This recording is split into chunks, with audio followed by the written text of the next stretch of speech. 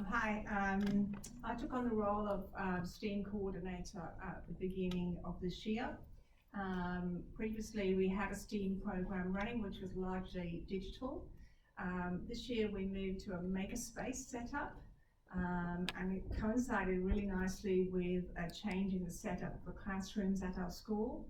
And I was very lucky to inherit a double classroom with the screen dividers down, so very, very large space. It's very much a work in progress. It's only a term and a half into the project, into the STEAM Makerspace. I started by having a look on the internet, particularly at the US and what they were doing, and to get some ideas of what the Makerspace actually was and what it might look like. Okay, and there's my makerspace. It's a huge space. People are usually quite awed, in awe of how large it is. It's 2 classrooms with screen dividers down. Like the previous speaker from St Mary's, we've done it on a budget. Haven't spent very much money on it at all.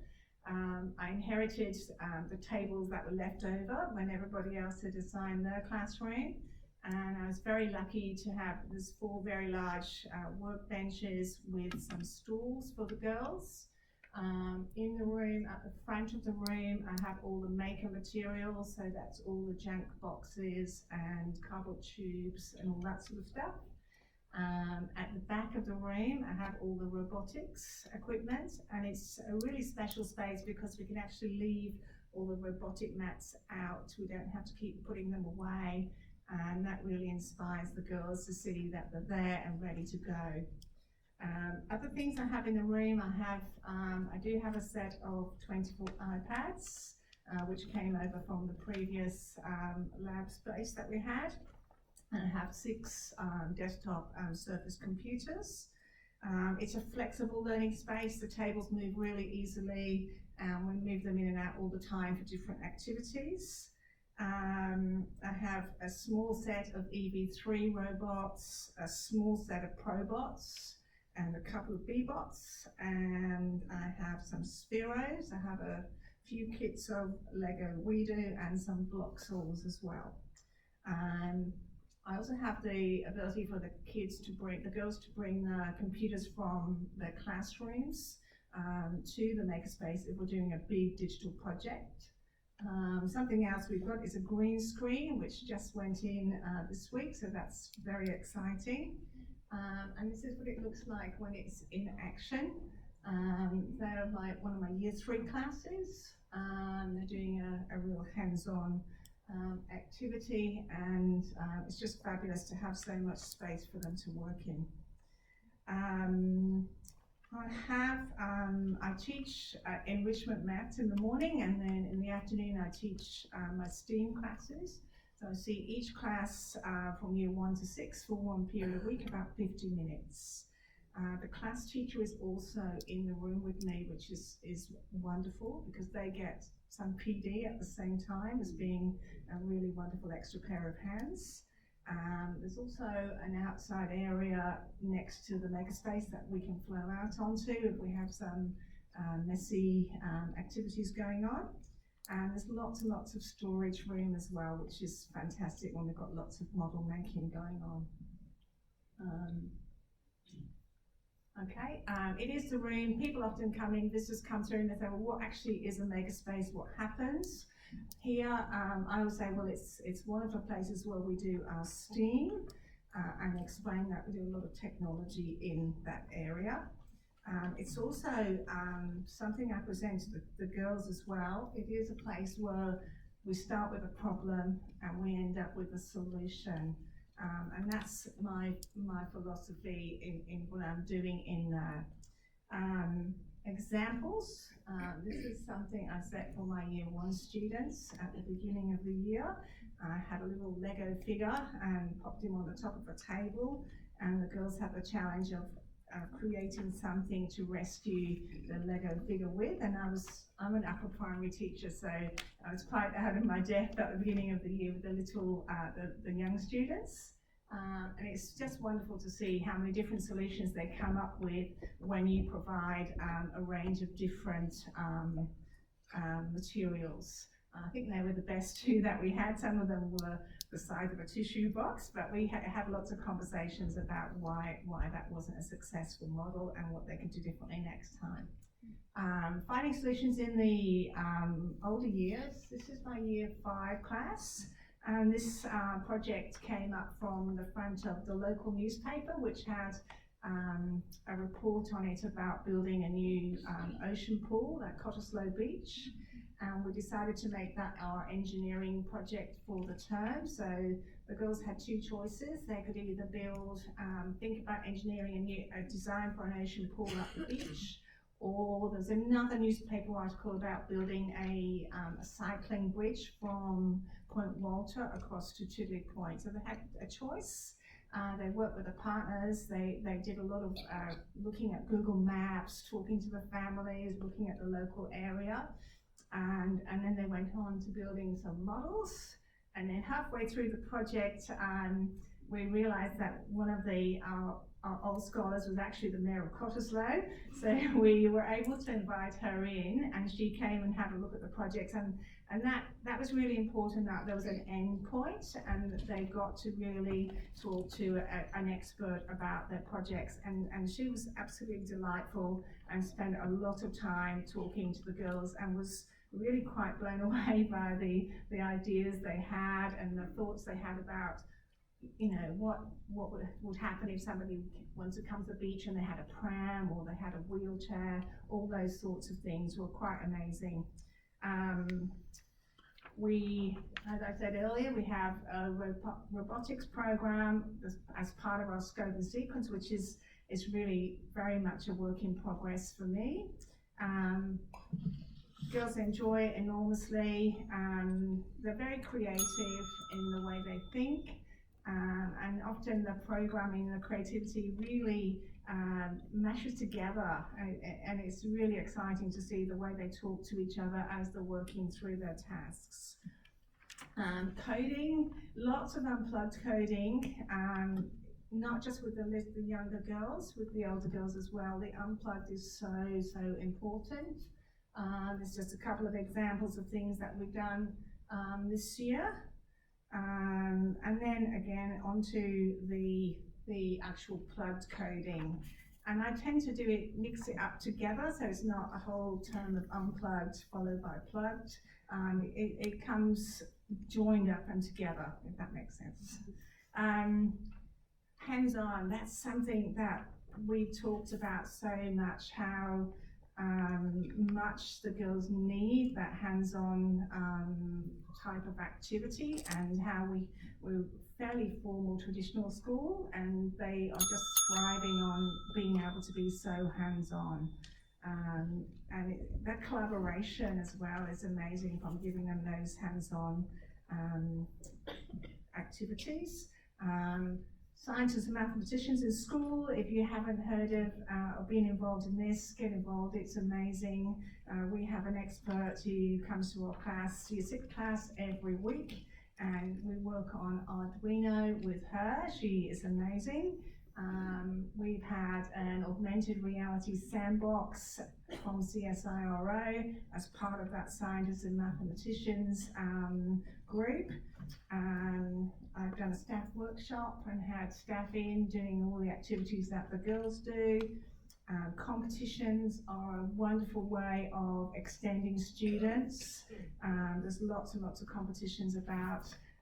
Find out what they are, get involved if you can. I have STEAM ambassadors come from our high school and help us and do a bit of mentoring. And also my year 6 students have a committee, and they run little competitions and activities for the younger students. So they're also getting involved in peer mentoring.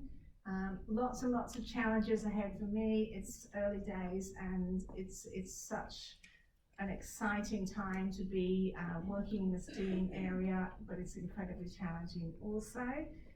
My big thing is not spoon feeding. Okay, I said at the beginning of the PowerPoint, embracing risk. And it's also about me embracing risk and letting them go and not doing everything for them. Thank you.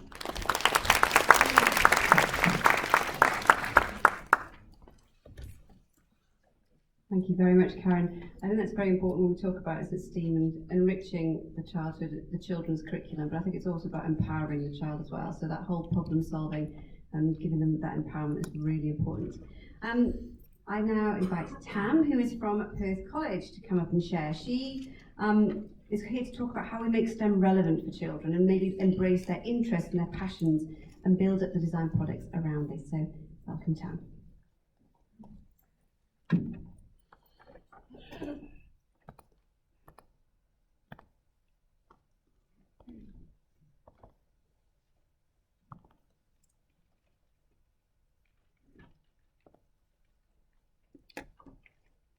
So, hi everyone. So I'm just going to be talking about a particular project that I do. I'm a junior school teacher at college, and I'm also the supervisor now at School Care Centre as well. So this is just a little thought about the report from the chief scientist, and I think this was in 2016, but there was less than a third of the workforce where it's female. And that was important for our school because our school is all girls. So that was a driving factor for our STEAM projects, is how do we encourage our students to have more STEAM-related careers in the future. So to start off with, each class had a STEAM project, and the STEAM project needed to follow the STEM engineering design process and also be curriculum linked. And that's the engineering process that we use, as I'm sure everyone's aware of now what it is. And we wanted to integrate the interests of our students to the project that we were having. So my class is preparatory, and they were really interested in our resident fairies. We have a fairy door in our classroom, and we used it as a literacy focus as well. And the students loved sending letters to the fairies and getting letters back from the fairies. So many evenings using sparkly pens to reply to our students. So using that interest and also what we were doing in science for that year, as you can see, that's our year plan. We covered things like staying alive, within my world, what's it made of, and on the move. And this is from the Primary Connections book resources that we used as well. So as you can see, these are actually the curriculum links that we use particularly for this project that I'm going to be discussing about. Right.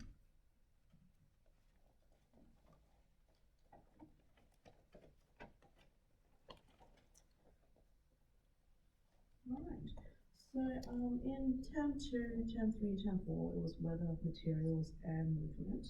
And drawing from their prior knowledge on those subjects that we covered in science, we had the fairies pose a problem to the students in the form of a letter. The fairies basically said, well, we noticed that you have a wonderful playground, but the thing is, our fairies and our friends that come visit, we don't have a playground. Do you think you can make us one? And of course, that started a huge discussion with our girls on how they were going to answer that problem. And we discussed as a class things that they needed to consider. Like, it has to be fairy size, it can't be huge, fairies are small, and have to be waterproof because it's going to be outside as well, and it would need to be durable because it's not going to be fun to play with something and it breaks. The students went off and imagined what they wanted to make and brainstormed what their ideas could be. We drew out all their ideas, and then they picked one idea that they really liked and made a detailed diagram and a label diagram about it. The next part of it is the creating process. They actually created a prototype to begin with, and we used the correct terminology while we're doing this process as well. Prototype, explaining what that was. It was a way to test our ideas to see if it worked. After when they finished doing their prototype, they actually assessed about what they had created and thought about what they could improve. After assessing that and evaluating on their own, they made their final product. So as you can see, there's a student there soaring, so from various disorders, and they very much enjoy taking their project home and getting their parents involved into making their final product, actually. And after when we had finished making the final product, we of course needed to present what they had made. We got them to share the design using our iPads. We use an app called Explain Everything, so we're integrating our ICT subjects as well into this. And the students have been using the Explain Everything app during the year. They were learning how to take photos, they were recording videos, they were drawing their IDs and labeling pictures using this app, so it was perfect to fit this into the project as well. So this is a little bit about the Explain Everything app that we used, and it's basically a collaborative and interactive whiteboard. So you can do quite a lot of things with it, and the students actually taught me some more things about it. You can actually make animations with it. So some of the students use animations from their drawings to show me and explain to me what they have made and why and how. So once they recorded a little presentation about their fairy playground that they've created, so it could be a water slide, it could be a seesaw, we had a merry-go-round that someone made as well. They used it as a presentation to share with their classmates, other classes, and also their parents as well.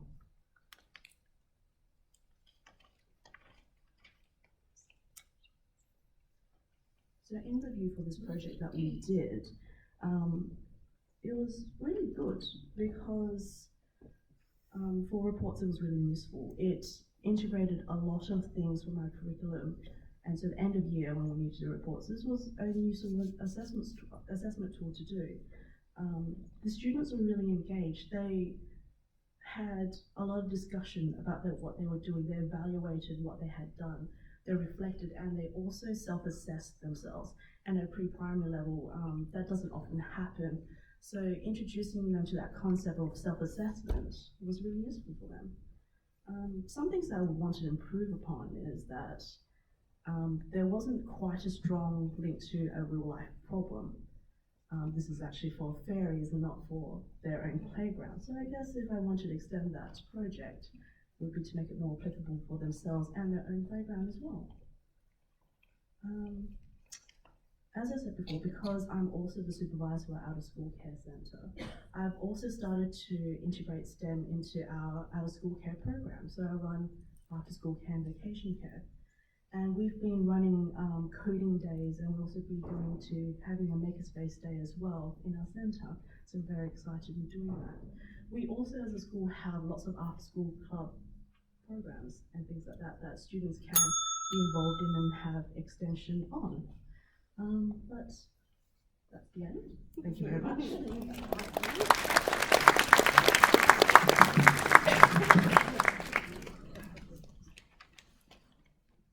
Thank you very much, Tam.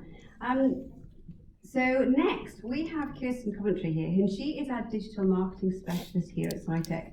So she really is the person to go to for the Twitter, Facebook. She knows it all. So she's actually here today to talk about how we could use Pinterest in a more learning environment and how you can utilise it effectively in the classroom. So Kirsten, come on down.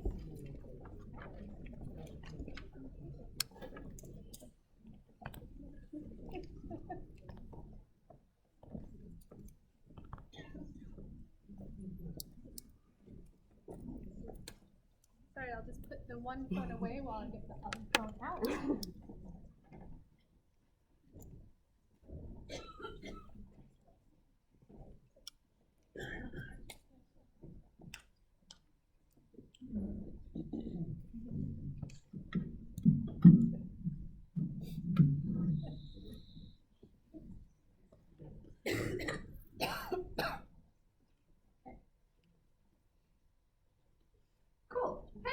So my name is Kristen Coventry, and this is so weird having this up here behind me. I'm here to talk to you about Pinterest as a learning and professional development tool, and whether it actually can be used in that capacity, or if it is all just pretty dresses and wedding dresses and cupcakes, fun fun fact, if you are into wedding dresses and cupcakes, come talk to me about them afterwards and I will 100% go all in on that conversation with you.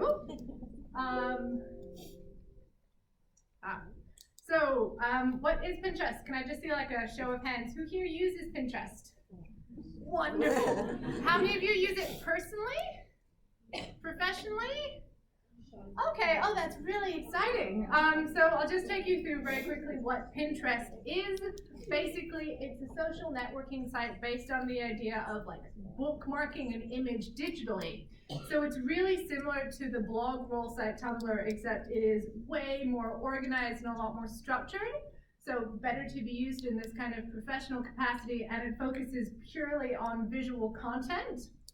The concept of Pinterest is really, really simple. You hop on, you sign up, you start making pin boards and virtual boards immediately. So you save images that have descriptions that links back to content around the fantastic interwebs. So according to ComScore, Pinterest is actually the fastest growing social media platform to break the 10 million unique visitors mark. We think because it is just such a visual platform and it's really easy to use and intuitive to use as well. In addition to sharing pictures on Pinterest, you can actually share different kinds of content. So videos, products, recipes. I have boards upon boards of really healthy lunches that I never make, but I will one day. So every item that you pin, whether you pin it from a website or you repin someone else's content, becomes a digital bookmark that you can use to access the original content. So if I clicked on a pin, it would take me through to the website, which I'll show you an example of shortly. Links can be shared with other people. You can repin stuff. It's really cool and fun. You can create themed boards, which, because so many of you are on Pinterest, I assume you do, and you can follow people. They can follow you back, and you can have a news feed in a similar way that you do on Twitter, where you can see the activity of the people that you follow. So how can Pinterest be used for learning? At first glance, Pinterest doesn't really seem like the kind of tool that would be used that would have much academic value. I certainly didn't use it that way for a very long time. I just kind of ended up spending 2 hours looking at wedding dresses, and that's definitely not in the cards, but it's really fun to do. But teachers around the world have actually hopped on Pinterest and are using it in really fun, really exciting ways. So not only can it be used to share ideas, but one of the things that I think is most fantastic about Pinterest is the ability that it gives you to organize that content in a way that no other social platform does. So there are a lot of teachers on Facebook, there are a lot of teachers on Twitter. You cannot find and organize this kind of content in the same way. So the 3 main ways that Pinterest can be used as a learning tool that I'm going to take you through right now are lesson planning, project-based learning, and sharing ideas. So lesson planning, really basic. As a visual resource, Pinterest can be a really fantastic first port of call. So if you're like, I want to look at, what did I look for? Fun ocean facts for kids. You can just chuck that in there, and it's a lot more visual than searching that through Google. So just to take you on the journey that I went on, I chucked it into Pinterest. There were some really cool resources that came up. So there's printable worksheets, there's scrapbooking and craft ideas, there's fact sheets. I scrolled, like, I think once, came across, let's learn about stingrays, which I thought sounded really fun because I love and I'm terrified by things under the ocean. And it took me to a website. So if you click on a pin, it obviously redirects you to the website the image came from. And there was a fantastic summary of a media event that the writer had gone to at her local aquarium all about stingrays. So I don't know how many of you know this. I didn't until about 2 days ago. Stingrays don't have bones. Thought that was fun. A little terrifying. Yeah, so this is an example of how it can be used in that capacity. Project-based learning, to me, is one of the most exciting things about Pinterest. So really, there's a lot of potential in the application for project-based learning because you're able to organize sources and folders and files in a really themed way. So you can have pins, you can have boards for units or subjects or specific projects, and there's 2 main ways I think you can use it for projects. You can work collaboratively with other teachers, or which is less relevant for younger children, but was interesting talking to the secondary teachers, you can invite students to collaborate with you. It's a really easy tool to use to invite people, so you can collaborate on boards, you can send pins to people. It really is as easy as clicking on the pin and sending it through to someone. So I had some examples. The one up top, I found a really fantastic Earth Day board, which had crafts and activities and book recommendations and activity recommendations. And then more specifically, I had found a board of teachers who were working together to share their lesson plans. There was one that was around the book Brown Bear, and there were different examples of lesson plans that different teachers had come together and shared and gone, this is what we did, this worked really well. It was really, really cool to see. And then sharing ideas is absolutely at the core of what Pinterest is. It's all about sharing content and ideas. And I like it because it's quite different from a content aggregator. So there is that ability to share with other people and invite them to work with you instead of just kind of seeing a stream of content where you go, that's cool, and you can't do anything about it, like on Facebook where I save links and never go back to them because I don't even know where to find the links that I save. And what do I kind of want you to take away from this? Go home, try it out, see what other teachers you can find, what boards are really interesting. Maybe you don't do it quite so enthusiastically, but I thought that would maybe make you guys giggle a little bit because I didn't know how interested you would be. And what else can you do with Pinterest? These are just some of the other examples of things that you can do. Obviously, I looked at 3. You can collaborate with other educators, find lesson plans, have lots of fun. There are principles you can find. There are lots of examples of experiments. There really is no limit to the kind of content that's on there or the kind of content that you yourself can contribute as a teacher. And I think that's me. I'm a little early.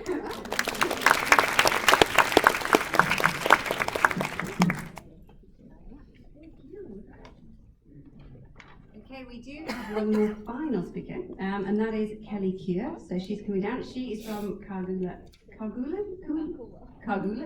Primary School, which is quite a small school, but she's talking to us about the after-school STEM program and how to engage with the students. So this is Kelly. Thank you.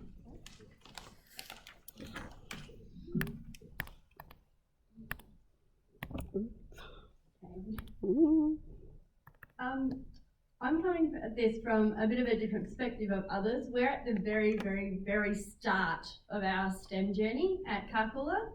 Karkula is a tiny school down by Pinjarra. We've only got 130 students from kindy to year 6. And getting new, innovative things happening can be quite a slow process. I'm one of those people that I've always loved science, I've loved technology, but at our school we are very much, we do primary connections, we had a specialist technology teacher, and everything was bits and pieces. We introduced after school science that started us to get the students engaged. We wanted students to become part of it, and it was myself and one of our grad teachers who have been taking it on board. So in term 1, we put an expression of interest out there. Who wants to join up? We invited all students from years 1 to 6, and we, out of 90 students that involved that could have come, we had 52 saying they were interested. So we took that into 2 groups, and we've done a junior and a senior. And so the juniors are just year 1 and 2. We had 30 junior students out of a possible 35, I believe, and 32 senior students that were interested in just doing extra science. It was from 3 till 4 after school. So our focus was on engaging. First thing I have to say when you're doing a project like this is be organised before you start, because you do your whole school day and then at 3 o'clock you're running out to do your after school science. So this was my planning. I planned 3 major activities over 6 weeks because they did it twice. We started with Skittles, playing with the colours from Skittles. Then we went into static electricity and making cans move, and into having a bit of fun with Monster toothpaste or Elephant's toothpaste. But what we were trying to do is those inquiry skills. Our students were lacking a lot of the inquiry skills, and so by doing a bit of fun, whoops, went too far.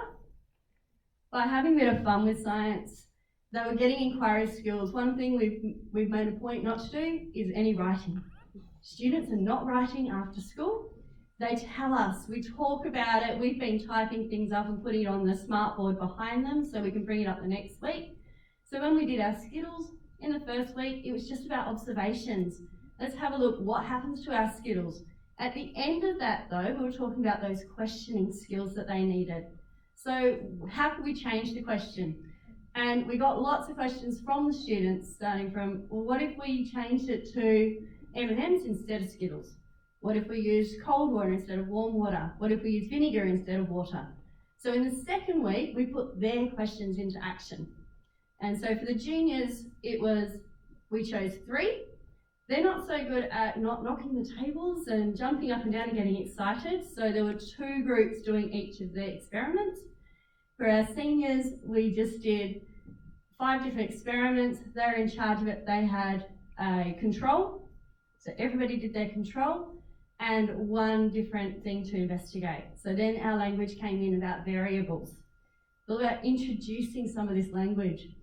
The picture you can see up there with the Skittles is M&Ms. So the M&Ms and the Skittles have slightly different colours. Then we took it into static electricity.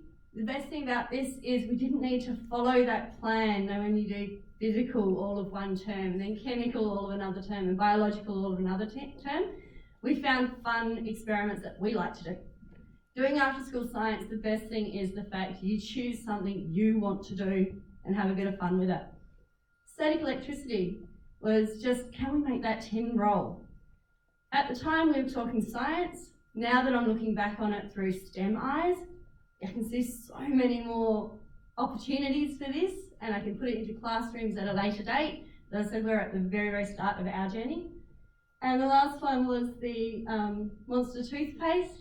I put that bottom photo in there so you can see the reactions from the students. Our seniors got to do this twice, so they changed the variables again the second time, and this was when you doubled the yeast, and it moved really quickly, hence those type of expressions. But you can see we've brought in safety, we've brought in all the language around it without them having to write. This term we took a little bit of a different track, and we separated a little bit more for technology for the juniors and science or STEM for the seniors, because last year I was lucky I went to Colorado and I did a big science project over there, and they sent me a lot of resources. I wanted to put it back in action. I teach year 2 now, whereas last year I had year 4s. So part of the reason I wanted seniors was so that I could put it into action. I took it as a project base this time. We looked at wastewater. So we've taken iPads out to have a look. We've built our landscapes and put water on it and seen how the water runs, if it's got hills on it, if there's valleys. We went out, we've got a local creek, which the students didn't even realise was there. It's about 20 metres behind the school. They didn't know there was a creek. We went down, had a look, and then we brought back some of that water and did some water testing between the creek water, the pond water and our drinking water.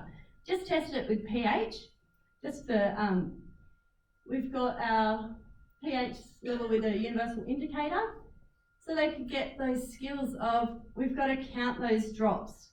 We're observing the colour change. And then I changed tack a little bit and we talked about topography.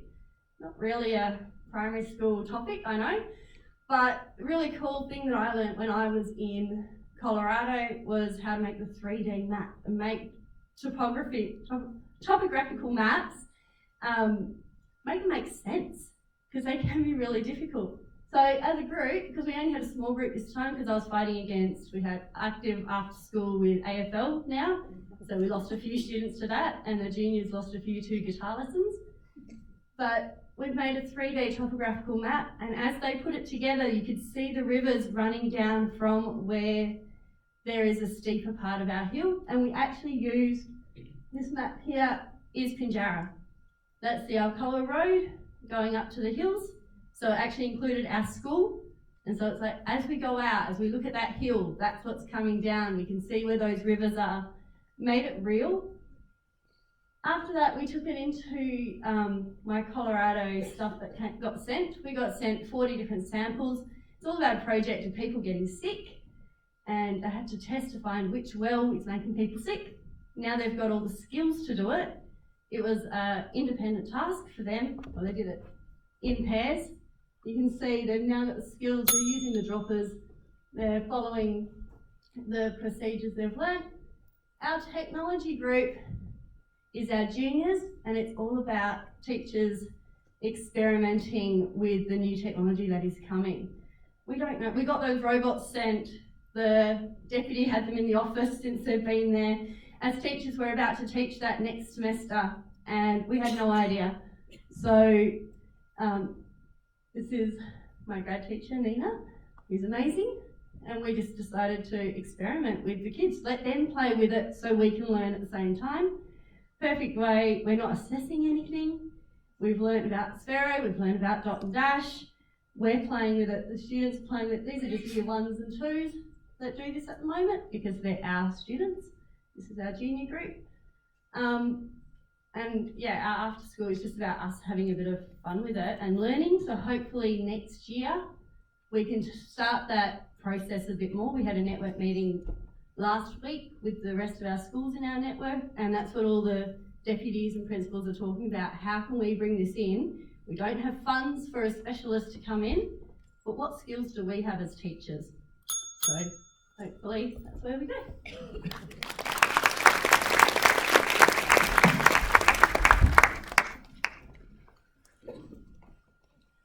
Great, thank you very much, Kelly, for that. That's the conclusion of TMWA STEAM. Thank you very much all for coming. Yeah, run positive. Thank you very much. Obviously you've got your programmes. If you have got any queries, please do get in contact with the presenters and ask the questions, find out what's going on, any kind of queries, head it to them. Otherwise, keep your eyes peeled for more Teach Meets, and thank you very much for coming. Have a good night. Safe journey home.